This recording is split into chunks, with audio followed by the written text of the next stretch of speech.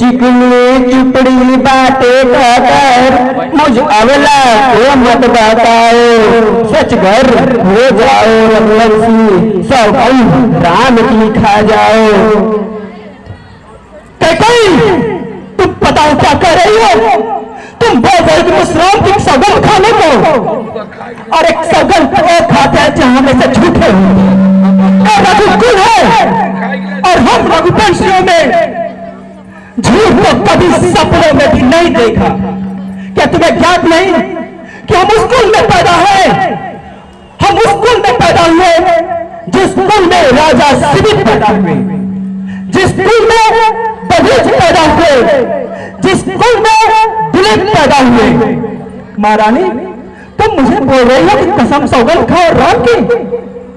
कैकेयी हम उस कुल में पैदा हैं जिस कुल में पैदा हुए राजा शिवी ने अपने सामने जब देखा कि एक बाज एक कबूतर को खाने जा रहा था और एक कबूतर उड़ते उड़ते राजा शिवी की गोद में आ बैठा, तो राजा ने देखा कि गरुड़ उस कबूतर को खाने के लिए सामने आ गया।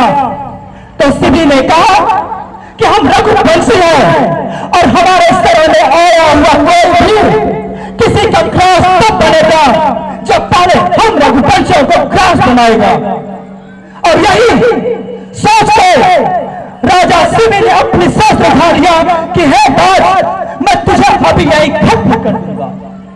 तो बाज ने कहा कि हे राजन, कैसा न्याय है आपका? एक तरफ आप उस कबूतर की जान बचा रहे हैं और एक तरफ मुझे भूखा मरने के लिए छोड़ रहे हैं। राजा शिवी ने कहा अगर तुझे खाना हो इस कबूतर की जगह मेरे शरीर के मांस को खा लो।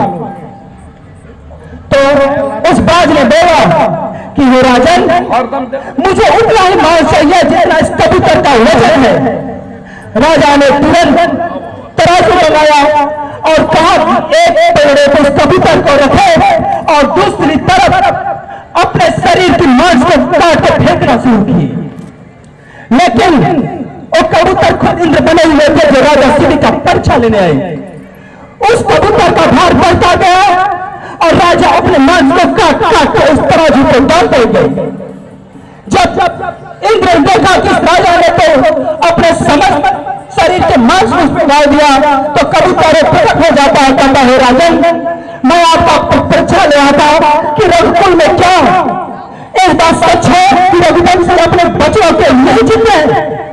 आपको पता है हम उस दधीची के कुल के हैं जिस दधीची को जब पता चला कि समाज के कल्याण के लिए उनके शरीर की अस्थियों से शस्त्र बनाने हैं, तो उस दधीची ने एक बार नहीं सोचा, बस जन कल्याण के लिए उन्होंने कहा हे राजन, अगर जन कल्याण में हम रघुवंशियों को मांस अस्थि या किसी चीज की आवश्यकता पड़े तो उसे इस्तेमाल की धरोहर समझ कर ले जा सकते हो।